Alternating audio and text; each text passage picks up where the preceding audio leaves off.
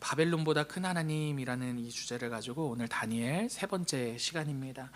예전에요, 관리소장님, 우리 건물을 관리하시는 관리소장님과 있었던 일인데요. 이 관리소장님 지금은 바뀌셨는데 예전 관리소장님이 교회를 다니시던 분이셨어요. 근데 다니다가 이제 안 다니시는 그런 상황이셨는데 교회에 어쨌든 호감이 있으셨던 거예요. 그래서 교회에 오셔서 이것저것 뭐 도와주시기도 하고 많이 교회를 챙겨주시는 그런 분이셨습니다. 근데 어느 날 하루 제가 설교 준비를 하고 있었어요. 근데 이제 방문하신 거예요. 근데 제가 설교 준비를 할 때 잔잔한 피아노 찬양을 틀어놓고 이렇게 분위기 좋게 하고서 설교 준비를 하는데 그날 딱 들어오시더니 이제 분위기가 좋은 거예요. 여기서 고요하게 저 혼자 있고 찬송가도 뭐 잔잔하게 나오고 제가 막 이렇게 하고 있으니까, 그랬더니 관리소장님이 저에게 뭐라고 이야기하셨냐면, 야, 목사님이 이렇게 조용하고 분위기 좋은 환경에서 계속 하루 종일 있다 보면 목사님 신앙이 참 좋아지실 것 같습니다. 이제 이런 이야기를 하셨습니다. 제가 이 말을 하는 이유가 있어요. 왜 이 말을 이 설교 시작부터 하느냐 하냐면, 우리 대부분은요, 여러분, 우리의 신앙이 환경의 영향을 받을 것이다 라고 생각한다라는 것입니다. 신앙생활을 하기 좋은 환경이 있고 그렇지 못한 환경이 있다라는 것입니다. 여러분, 맞는 말입니다. 저 역시도요, 신앙생활하기 좋은 환경이 있다라고 생각을 합니다. 생각해 보십시오. 회사에 갔는데 신앙을 나눌 수 있는 친구가 있고 또 교회 생활을 장려해주는 그런 뭔가 회사의 분위기라면 분명 그렇지 못한 회사의 분위기보다 더 좋은 환경이다라고 우리가 당연히 생각할 수 있기 때문이죠. 근데 여러분, 꼭 기억해야 할 거 있어요. 무엇이냐면, 그렇다라고 해서 그 좋은 환경이 신앙생활의 전부라 생각하는 것은 착각이다라는 것입니다. 왜냐하면 여러분, 사람은요, 그렇게 좋은 환경을 가지고서도 하나님을 얼마든지 떠나서 살 수 있기 때문입니다. 여러분, 제가 하고 싶은 말이 무엇이냐면, 우리의 신앙생활은요, 여러분, 단순히 환경에 좌지우지 되는 정도가 아니다라는 거예요. 여러분, 예를 들어 설명해 드릴게요. 여러분, 생명의 위대함은요, 환경 속에서 그럼에도 불구하고 생명을 피워낸다라는 데 있습니다. 예를 들어 여러분, 꽃이 가진 생명은요, 봄은 봄대로, 그죠? 여름은 여름대로, 가을은 가을대로, 겨울은 겨울대로, 그 모든 계절을 있는 그대로, 그 각각의 계절을 그대로 살아낸다라는 것입니다. 각 계절마다 어려움이 있어요, 여러분. 봄에는 황사가 와요. 그죠? 미세먼지가 좋지도 않아요. 여름에는 어때요? 폭염, 무더위가 있습니다. 가을에는 어떻습니까? 일교차가 있어요. 겨울에는 어떻습니까? 폭설이 내리죠. 여러분, 그럼에도 불구하고 각각의 계절마다 어려움이 있음에도 불구하고 생명의 독특함이 무엇입니까? 그 환경 때문에 죽는 게 아니라 그 환경이 그럼에도 불구하고 생명을 피워낸다라는 데에 생명의 위대함이 있는 것이죠. 여러분, 오늘 우리가 읽은 이 본문이 이러한 지점을 우리의 신앙생활이 이와 같다라는 것을 말해준다라는 거예요. 무슨 말이냐면, 우리들의 신앙생활이 바로 이 생명의 위대함과 같은 것을 가지고 있다라는 것을 오늘 본문이 우리들에게 말해준다라는 겁니다. 여러분, 이스라엘이 포로로 끌려갔을 때 이 지금 바벨론에 포로로 끌려가 있는 상황이거든요. 여러분, 그랬을 때 이스라엘 입장에서 너무나 두려운 게 한 가지 있었어요. 무엇이냐면, 이전에는 포로로 끌려오기 전에는 하나님을 마음껏 섬길 수 있었습니까? 없었습니까? 마음껏 섬길 수 있었죠. 포로로 끌려오기 전이니까요. 근데 포로로 끌려온 이후에는 어떻게 되는 것입니까? 하나님을 마음껏 섬길 수 없는 상황이 된다라는 것이죠. 때문에 그들 안에 두려운 것은 무엇이었느냐 하냐면, 우리가 노골적으로 다른 신들을 섬기게 되면 어떻게 되지? 여러분, 이런 분명한 두려움이 있었다라는 것입니다. 여러분, 오늘 본문 이 다니엘서를 2장까지 보았을 때는 이렇게 노골적으로 다른 신들을 섬기게 하는 일들은 아마 아주 노골적인 일들은 없었던 것으로 보입니다. 은밀하게, 은근하게 뭐 이렇게 해라 저렇게 해라 뭔가 그런 조항들은 있었던 것으로 보이지만 이렇게 노골적으로 다른 신들을 섬겨라 하는 일들은 없었던 것으로 보여요. 근데 여러분, 오늘 본문을 보니까요, 분명 이 이전과는 전혀 다른 분위기로 흘러간다라는 것을 알 수가 있는 거죠. 여러분, 우리 읽지는 않았지만 1절을 우리 한번 같이 읽어보실까요? 1절입니다. 느부갓네살 왕이 3장 1절 시작. 느부갓네살 왕이 만들었으니 높이는 60규빗이요 너비는 6규빗이라. 그것을 바벨론 지방에 두라 평지에 세웠더라. 여러분 1절을 보시면요, 느부갓네살 왕이 이 바벨론의 왕이거든요. 제국의 왕이거든요. 오늘로 치면 시진핑 트럼프 같은 사람이거든요. 여러분 그 사람이 무엇을 만들었대요? 신상 하나를 만들었다라고 합니다. 근데 이 신상이요, 사람의 형상이겠죠. 여러분 근데 이 신상이 굉장히 큽니다. 그 높이가 오늘날로 이렇게 치면은 약 30m 정도 되거든요. 30m면은 제가 보니까 9층에서 10층 정도 높이 되는 아파트가 되는 거예요. 여러분 우리 아시죠? 여기 고도 제한 걸려가지고 다 11층에 묶여 있는 거. 여러분 요 정도 높이가 되는 신상인 거예요. 그러니까 굉장히 크고 위험 있는 신상이라는 것을 우리가 한번 좀 생각해 볼 수가 있는 거죠. 여러분 이 신상을 만드는 이유는 너무나도 간단해요. 신상을 통해서요, 제국을 하나로 한 대로 묶기 위함이었다라는 것입니다. 때문에 바벨론의 유력한 모든 사람들을 불러다가요, 그 신상 앞에 절을 하게 만들고 그리고 충성을 맹세하게 만드는 거죠. 근데 여러분 여기에 다니엘과 함께 바벨론으로 끌려왔던 3명의 친구들, 그죠? 우리가 흔히 말하는 다니엘과 세 친구들이라고 말하는데 그 3명이 이 절하기 위한 신상의 명단에 포함이 됩니다. 이들도 나름의 유력한 역할들을 맡겼거든요. 다니엘이 꿈을 해석한 이후에. 그랬는데 그 3명의 이름이 뭐냐면 사드락, 메삭, 아벳느고예요. 이게 바벨론식 이름인데, 근데 여러분 이 3명과 관련된, 이 신상과 3명과 관련된 이 이야기는요, 우리의 손에 땀을 쥐게 만들죠. 왜냐하면 이 3명이 그 신상 앞에 절을 했다 안 했다? 안 했기 때문입니다. 여러분 근데 이 3명이 신상에 절을 하지 않았다? 여러분 이게 그냥 하지 않았나 보다, 야 뭐 믿음 좋네, 여러분 이 정도로 끝날 수 없는 일이었어요. 왜냐하면 목숨이 달린 일이었거든요. 왜 그렇습니까? 신상에 절을 하지 않으면 모두가 다 맹렬히 타는 풀무불에 던져질 거야 라고 말했거든요. 요즘 밸런스 게임이 유행이잖아요. 여러분 이런 거죠. 신상에게 절하고 살겠느냐, 아니면 신상에게 절하고 불에 타 죽겠느냐. 여러분 밸런스 게임. 여러분들은 뭘 선택하시겠어요? 여러분 저 같으면 당연히 전자를 선택할 것 같습니다. 절하고 불에 타지 않겠습니다, 이럴 것 같은데. 어찌되었든 여러분 무엇을 선택하든지 간에 한 가지 분명한 일은, 여러분 그들에게 이 일이 절대로 쉽지 않은 일이었다라는 것이죠. 여러분 우리가 아는 것처럼 이 3사람은요 신상 앞에서 절을 하지 않았습니다. 그러자 주변의 신하들이 이놈들 안 그래도 좀 포로로 끌려온 주제에 막 이러면서 좀 막 안이 꼽게 봤던 사람들이 쪼르르 달려가서 바벨론 왕에게 잃는 겁니다. 왕이시여, 기억하시죠? 뭐 기억한다. 뭘 기억하냐? 신상에 절하지 않으면 다 풀무불에 던지기로 한 거 기억하시죠? 기억하지? 제가 찾아냈습니다. 그런 놈들이 있어. 누구냐? 이 3명입니다. 이렇게 된 게 지금 우리가 읽은 이 본문의 내용이다라는 겁니다. 왕이 그 3명을 부릅니다. 그리고 묻는 거예요. 왜 절을 하지 않았느냐라고 묻는 겁니다. 그리고서 이렇게 말해요. 그 3명에게 그래도 마음이 그래도 괜찮았던 모양이에요. 그러니까 한 번에 처단하지 않고 기회를 줍니다. 이제라도 절을 하면 내가 너희에게 이런 기회를 줄 수 있는 사람이야 라고 말이죠. 너희들을 풀무불에 넣을 수 있는 것도 나고 거기서 건져낼 수도 있는 게 나야 라며 그러한 제안을 이 세 친구들에게 하는 겁니다. 그러면서 이렇게 말하는 거죠. 그 말 안에는 이런 말들이 있는 거죠. 야, 너희들이 지금 하나님을 섬긴다라고 절을 하지 않는 것 같은데 한번 생각해봐. 너희들이 지금 포로로 끌려왔잖아. 왜 포로로 끌려온 거냐? 내가 너희들의 하나님을 이겼기 때문에 너희는 끌려온 거야. 내가 너희들의 하나님보다 더 권력이 있다라는 것을 생각해라. 지금은 내 말을 들어야 될 때야 라는 게, 그게 그들에게 기회를 줌으로써 이 느부갓네살 왕이 그들에게 하고자 했던 말이었다라는 거죠. 근데 여러분 사드락과 메삭과 아벳느고는요 그러한 왕의 제안을 거절하며 이렇게 말을 해요. 16절부터 18절인데요 이 3절의 말씀을 9절을 우리 같이 한번 읽어보십시다. 사드락과 16절입니다. 시작. 사드락과 메삭과 아벳느고가 왕에게 대답하여 이르되 우리가 이 일에 대하여 왕에게 대답할 필요가 없나이다. 왕이여, 우리가 섬기는 하나님이 계시다면 우리를 맹렬히 타는 풀무불 가운데서 능히 건져내시겠고 왕의 손에서도 건져내시리이다. 그렇게 하지 아니하실지라도 왕이여, 우리가 왕의 신들을 섬기지도 아니하고 왕이 세우신 금신상에게 절하지도 아니할 줄을 아옵소서. 아멘. 3명이 바벨론 왕에게 한 이 말은요 굉장히 감동적이지 않습니까, 여러분? 그죠? 자신이 세운 신상에게 절하라 라는 그 왕의 명령에 세 명은 절대로 겁을 먹지 않았습니다. 오히려 더 당당하게 그 풀무불에서 자신들을 건지시는 건 왕이 아니라 우리가 믿는 하나님이십니다 라고 말한다라는 겁니다.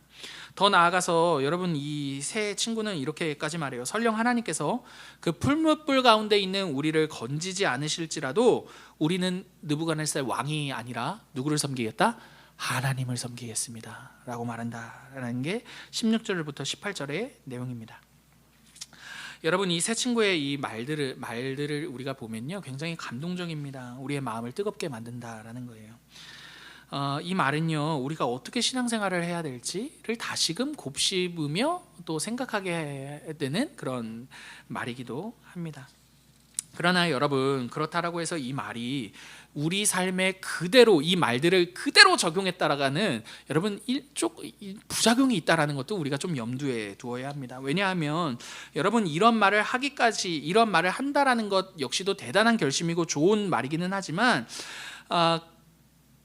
이렇게 말을 할 수 있는 이러한 결심이 있다 하더라도 그 결심만 가지고서 끝까지 우리 신앙생활이 가는 게 아니라는 게 바로 우리의 현실이기 때문입니다.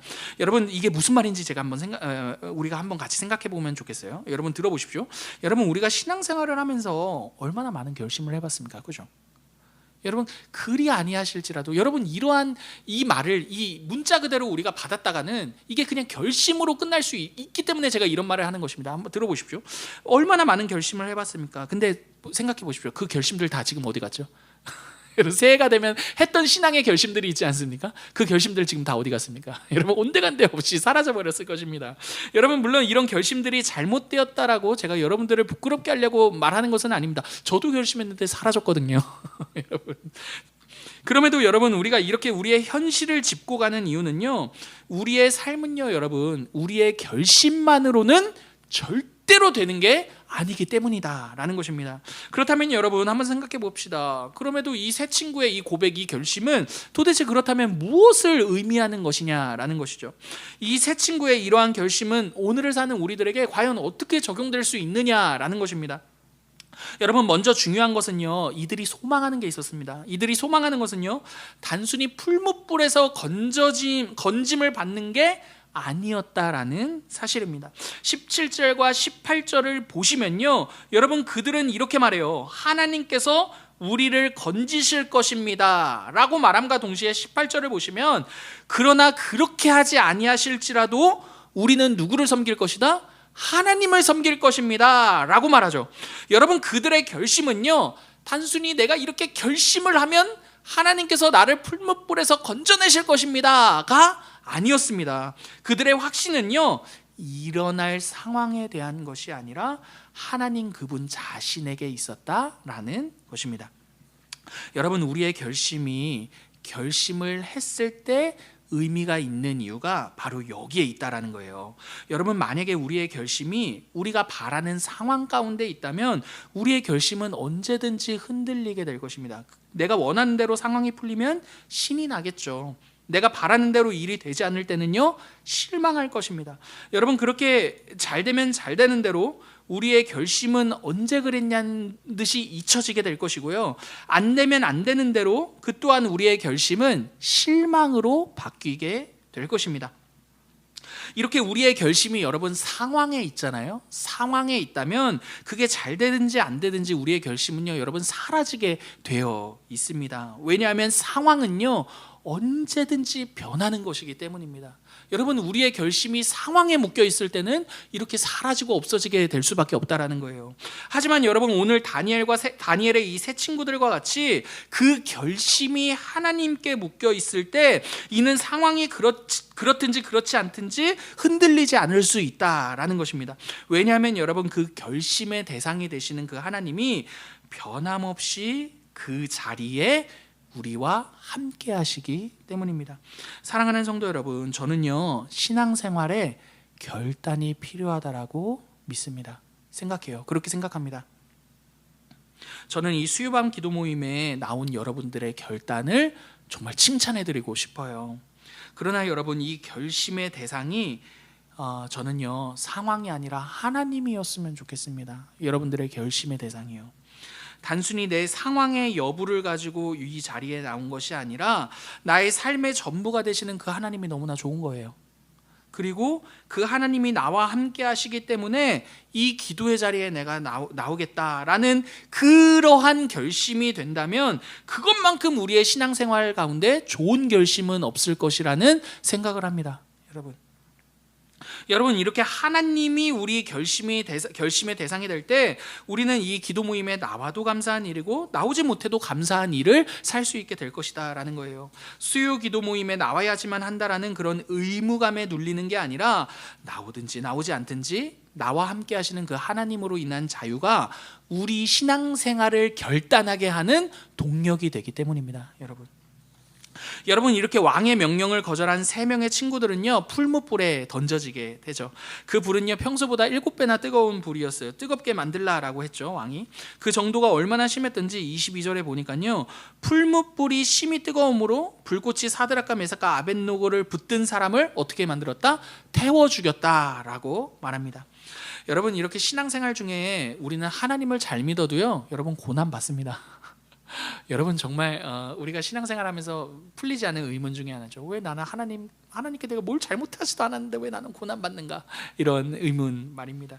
근데 여러분 기억하십시오. 하나님을 잘 믿어도 우리는 고난을 받아요. 여러분 이건 우리가 신앙생활을 하면 할수록 깨닫게 되는 내용일 것입니다. 하나님을 믿고서 인생이 잘 풀렸다라는 것은요 여러분 모든 이걸 일반화 시킬 수는 없는 내용이라는 것 모두가 동의하실 것입니다. 여러분 왜 그러느냐 하냐면 기독교의 핵심은요 여러분 하나님 믿었더니 인생이 잘 풀렸다 거기에 방점을 찍는 게 아니라 기독교의 핵심은 여러분 관계에 있기 때문입니다. 여러분 관계 생각해 보십시오. 관계는요 항상 상황과 환경을 넘어섭니다. 그래서 여러분 우리가 감동을 받는 관계를 들어보면 뭐 사랑이나 우정 같은 게 있을 텐데 뭐 통틀어서 이걸 사랑이라고 해봅시다. 여러분 사랑이 주는 위대함이 어디 있습니까? 우리가 어떤 사랑을 보면서 감동을 받습니까? 상황과 환경을 넘어서는 사랑을 볼 때 여러분 우리가 감동을 받지 않습니까? 여러분 로미오와 줄리엣의 이야기가 왜 지금까지 회자되는 거죠? 사랑할 수 없는 두 남녀의 조건임에도 불구하고 조건을 뛰어넘어 서로 사랑하는 장면에 우리가 감동을 받기 때문 아닙니까?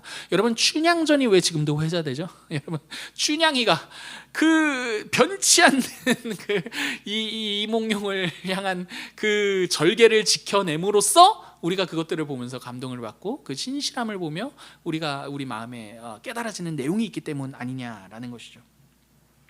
여러분 이처럼 신앙생활이라는 게 바로 이와 같다라는 것입니다. 여러분 물 들어올 때 노를 저어가는 게 신앙생활이 아니라요 물이 없음에도 불구하고 내가 쥔 노를 놓지 않을 수 있을 정도의 그 관계가 바로 신앙생활이다라는 것입니다. 여러분 새 친구도 그랬다라는 거예요. 설령 풀무불에 던져졌을지라도 그 상황을 가지고 자신의 삶을 비관하지도 않았고 연민에 빠지지도 않았습니다. 왜요? 그 상황과 환경보다 더 확실한 하나님과 자신들과의 관계가 있었기 때문인 거죠. 여러분 오늘 본문은요 이 장면을요 풀무불에 던져진 새 친구를 통해서 보여준다라는 거예요. 24절과 25절 우리 같이 한번 읽어볼게요. 그때에 시작. 그때에 느부갓네살 왕이 놀라 급히 일어나서 모사들에게 물어 이르되 결박하여 불 가운데 던진 자는 세 사람이 아니었느냐 하니 그들이 왕에게 대답하여 이르되 왕이여 올소이다 하더라. 왕이 또 말하여 이르되 내가 보니 결박되지 아니한 네 사람이 불 가운데로 다니는데 상하지도 아니하였고 그 넷째의 모양은 신들의 아들과 같도다 하고, 느부갓네살 왕이 불에 던져진 그 세 친구를 세 명의 사람을 보며 이렇게 말하는 거죠. 신하들에게 이렇게 말하는 거예요. 야 근데 우리가 풀무불에 던진 거 3명 아니었냐? 신하들이 말하는 거죠. 네 맞습니다. 우리가 던진 거 3명이었습니다. 근데 왕이 이렇게 말한다라는 거예요. 야 우리가 던진 건 3사람인데 어떻게 한 사람이 더 있어 보이는 거냐? 그 사람의 모습이 꼭 무엇과 같다? 신의 아들과 같다라는 게 우리가 읽은 24절과 25절입니다. 여러분, 바벨론 왕이 신의 아들인 것 같다라고 말하는 것은요, 바벨론의 신관에서는요, 신들이 가끔 사람의 모양으로 내려와 머물다 간다라고 생각했기 때문입니다. 그러나 여러분, 우리는 이 장면을 읽으면서 당장에 떠오르는 한 분이 계시죠. 여러분, 누구입니까? 예수 그리스도입니다. 여러분, 실제로 학자들은요, 하나님께서 보내실 메시아 곧 예수님을 미리 보여주는 장면이 바로 여기에 느부갓네살 왕이 말하고 있는 그 또 다른 한 사람이다 라고 말합니다. 사랑하는 성도 여러분, 오늘 이 장면이 우리들에게 말해주는 내용이 무엇입니까? 여러분, 우리의 신앙생활은요, 단순히 환경이 좋아지고 상황이 풀릴 때에 비로소 가능한 것이 아니라 바벨론뿐만 아니라 풀무불이라 할지라도 가능하다, 가능하지 않다, 가능하다라는 것입니다. 왜냐하면 우리의 하나님은요, 풀무불에까지 찾아와 우리와 함께 하시는 분이시기 때문입니다. 여러분, 그래서 오늘 바벨론에 끌려간 이스라엘을 향해서 다니엘서 저자인 다니엘은 이렇게 말하는 것입니다. 너희들이 바벨론에 끌려온 것에 대해서 우리는 끝났다라고 말할 게 아니다. 너희들의 하나님은 어디에서도 함께 하신다? 너희들의 풀무불 가운데서도 함께 하시는 분이시다. 그러므로 너희들을 바벨론과 풀무불에서 꺼내지 아니하실지라도 너희는 누구를 신뢰할 수 있다? 하나님을 신뢰할 수 있다. 그 신앙의 여정을 걸어낼 수 있다 라고 말한다라는 것입니다. 왜 그렇습니까? 하나님께서는 그리 아니하시는 그 상황에서조차도 너희를 버리신 게 아니라 너희와 여전히 함께 하시는 분이시기 때문이다 라고 말입니다. 여러분, 저는 우리의 신앙이요, 상황과 환경을 넘어서요, 이러한 하나님을 신뢰할 수 있는 그 신앙의 여정을 걸을 수 있었으면 좋겠습니다. 여러분, 하나님은요, 우리로 하여금 이 땅에서요, 자신의 생명을 머금고 살게 하시는 분이십니다. 여러분, 우리 모두는요, 봄이면 봄대로, 여름이면 여름대로, 가을이면 가을대로, 또 겨울이면 겨울대로 생명을 살아낼 수 있는 사람들이다라는 것입니다. 모든 조건과 환경 속에서 하나님과 함께하는 생명을 뽐내는 게 바로 우리다라는 거예요, 여러분. 그러므로 사랑하는 성도 여러분, 우리의 모든 조건이나 상황이나 환경을 개선해 주십시오. 여러분, 이러한 기도를 넘어서요, 그 조건에서조차도 하나님이 우리와 함께 하심으로 우리 가운데 맺어질 열매가 맺어지게 하여 주옵소서. 여러분, 이게 우리들의 기도가 되어야 한다라는 것입니다. 여러분, 봄이면 봄대로 맺어져야 할 열매가 있을 것이고요, 우리의 상황이 여름이면 여름대로 맺어져야 할 열매가 있을 것입니다. 하나님, 왜 맨날 여름입니까? 봄이 오게 해주십시오. 여러분, 봄 오면 해결됩니까? 하나님, 맨날 왜 황사입니까? 가을이 오게 해주십시오. 여러분, 가을이면 해결됩니까? 독감이 유행이랍니다. 하나님, 빨리 여름이 오게 해주십시오. 여러분, 다양한, 우리는 항상 그런 식의 신앙의 여정을 걷죠. 그러나 그렇지 않습니다. 각각의 그 조건마다 우리와 함께 하시는 그분으로 인해 설령 그 조건이 풀무불일지라도 누가 열매를 맺으신다? 그분이 열매를 맺으신다고요. 여러분, 그게 그분의 생명을 머금고 살아가는 신자의 인생이라는 것을 여러분 기억할 수 있었으면 좋겠습니다. 사랑하는 성도 여러분, 그리 아니하실지라도 하나님이 우리와 함께 하시기 때문에 설령 내 인생이 풀무불일지라도 그럼에도 불구하고 내가 가야 할 길, 내가 해야 할 일을 하겠습니다, 주님. 여러분, 이게 우리의 기도의 제목이 되어야 한다라는 것입니다. 여러분, 무엇보다도 우리가 이렇게 담대하게 고백할 수 있는 이유는요, 우리가 당해야 할 모든 풀무불의 그 결과를 그리스도께서 모두 다 받으셨기 때문입니다. 여러분, 우리에게는요, 풀무불의 그림자는 있을지는 모르겠지만요, 풀무불이 가져다 줄 결과는 더 이상 우리에게 있지 않습니다. 왜요? 그 결과를 우리 주님이 모두 다 가져가셨기 때문인 거죠. 우리를 대신해 예수 그리스도께서 우리의 모든 풀무불들을 그 가운데 들어가셨으며 그 모든 결과를 그가 대신 당하셨습니다. 여러분, 그게 바로 십자가의 의미입니다. 사랑하는 성도 여러분, 말씀을 마칠게요. 그러므로 우리의 삶에 일어나는 다양한 현상들을 가지고서요, 낙심하거나 연민과 불안에 갇히지 마시기를 바랍니다. 그 그림자 속에서도요, 우리와 함께 하시는 그리스도를 바라보시기를 바랍니다. 여러분, 설령 우리가 두려워하는 그 일이 우리 삶 가운데 일어났다 하더라도요, 여러분, 그것들은 그림자일 뿐입니다. 여러분, 그것들이 우리의 인생을 결정짓지 못한다라는 것을 기억하십시오. 그것은요, 여러분, 도리어 우리의 생명을 피워내는 조건과 환경일 뿐입니다. 끝난 것 같은 그 자리에서도 우리의 삶의 진정한 열매와 우리의 삶의 진정한 완성이 되시는 그 예수님이 우리와 함께 하심을 기억하십시오. 풀무 뿌릴지라도 여러분 괜찮습니다. 그 자리에서도 우리와 함께 하시는 그리스도로 인해 우리의 삶에 그때 맺어야 할 열매를 기꺼이 맺어내시는 여러분, 저와 우리 모두가 되기를 간절히 기도합니다. 우리에게 주신 말씀 놓고요.